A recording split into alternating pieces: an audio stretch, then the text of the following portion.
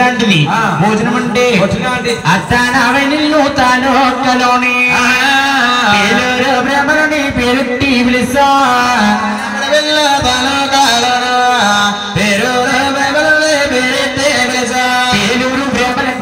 లాంటి వారమ్మ పొడిసే పొడిసే సూర్యుని గాని బ్రహ్మలోకం నుండి బ్రహ్మ వేదాలు అంటే ఏమిటి అనుకుంటారు. ఏ స్త్రీకి ఏ పురుషుడు, ఏ పురుషుడికి ఏ స్త్రీ కళ్ళు మూసి చుట్టిస్తాడు చతుర్ముఖ బ్రహ్మ. అటువంటి వేదాల కట్ట తీసుకొచ్చి వతిష్ఠామునికి ఇచ్చారు. భగవంతుడు మోత్తారు పెడుతున్నారు. ఆదివారం నాడు అష్టం వచ్చిందో, బుధవారం నాడు పుణ్యం వచ్చిందో,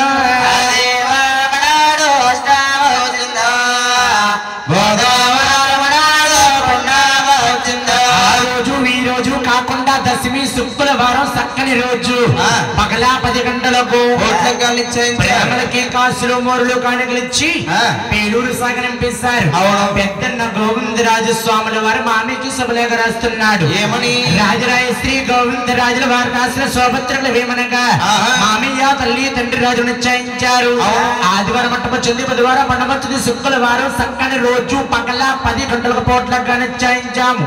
ఇట్లు దిగవా తిరుపతి వేలే చక్రవర్తి పెద్ద కుమారుడు గోవిందరాజు శుభలేఖ రాస్తుందమ్మా. శుభలేఖ పట్టుకెళ్తారయ్యా.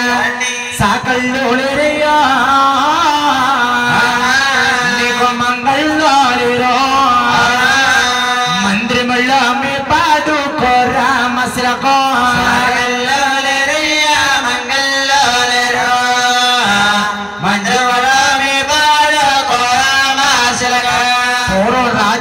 కోరామశిలక వల్ల రాయబారని లేదట. 5వ వాడి వెన్న పెంకన చిన్నప్పటి నుంచి మందిరంలో మేపాడు కోరామశిలక. అమ్మా కోరామశిలక లేదమ్మా, నీటి కాలానికి నీకు పయ్యానాలు తగిలినాయమ్మా, ఈ సీటీ పట్టుకెళ్ళి మా అన్నకి ఇచ్చిరమన్నాడు. శిలక ఒక బొత్తు భోగించారు. శిలక వెలాగుతుందయ్యా. కావు కావుల శిలక కంపారెళ్ళిపోతుందమ్మా, పాపి కొండల పైన పారిపోతుందో, కంపారెళ్తుందో, పాపి కొండల పైన పారిపోతుందో, అంపారీదుల్లోన సిలకెళ్ళుతుందో, నల్ల మేఘాలు నడిసిల్లుతుందో,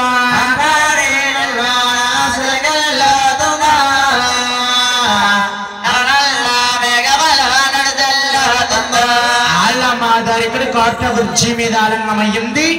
ఆలమాదరి కడవరయ్యా సంవత్సరం మీద కూర్చొనున్నాడు. ఇతని మహారాజు గారు తిండు తిరిగెళ్ళింది కోరామశిలకో. ఆయన కుడిసి వృక్షం మీద కుదురు గాలిందో,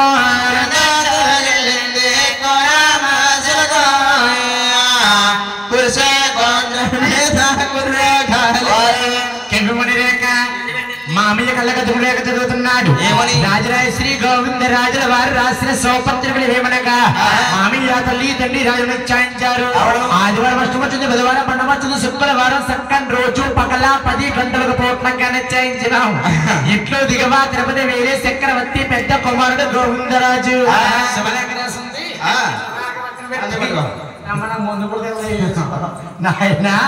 ఆనాడు చూడండి మామి పెళ్లి పనబడుతున్నాడు.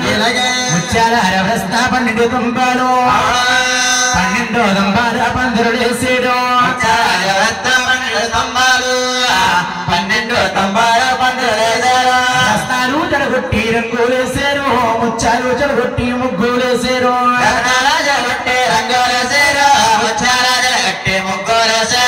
ఆనాడు కలియోగానికి దేవుడు వేరే కనుల స్వామి భగవంతుడు 6గురు కూడా అక్కడ వచ్చిన మొత్తానికి వచ్చినాడండి. భగవంతుని పెళ్లి కుమారుని చేసి పచ్చన బందిలో కూర్చోబెట్టారు. చూడండి భగవంతుడు మాయమైపోడండి. తెల్ల జిల్లేడు వనముల్లోకి వెళ్ళి జిల్లేడు పాలన్నీ కూడా పుడిస్తా ఉంటే తాతో మామోయని సోకరాగాలు చేస్తా ఉన్నాడు. ఈ యొక్క సంగతి ఎవరు ఆలోచించారు? బ్రహ్మాదేవుడు కొడుకు నారదల వారు సంచారి ఆరాధించేడు పుట్టే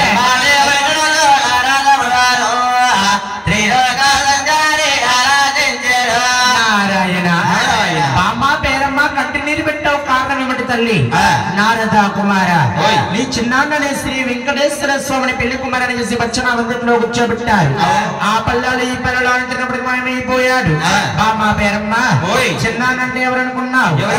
అడిగిస్తే అడుగు తీస్తే 12 అవతారాలు నా చిన్నాన్న ఆత్మలో ఇమిడి ఉన్నాయి. నా చిన్నాన్న ఒకవేళ దొరకాలంటే నీ తరమో కాదు, నూటికి 100 దూరంలో ఉంది. మాయలు తమ్ముడు మాయలు ఆనాడు కన్నా త్రివేరమదేవి కన్నా కూతురు కింద భావించుకుని యజమాన పంటలకు బోటుగా చేస్తున్న పోయింది.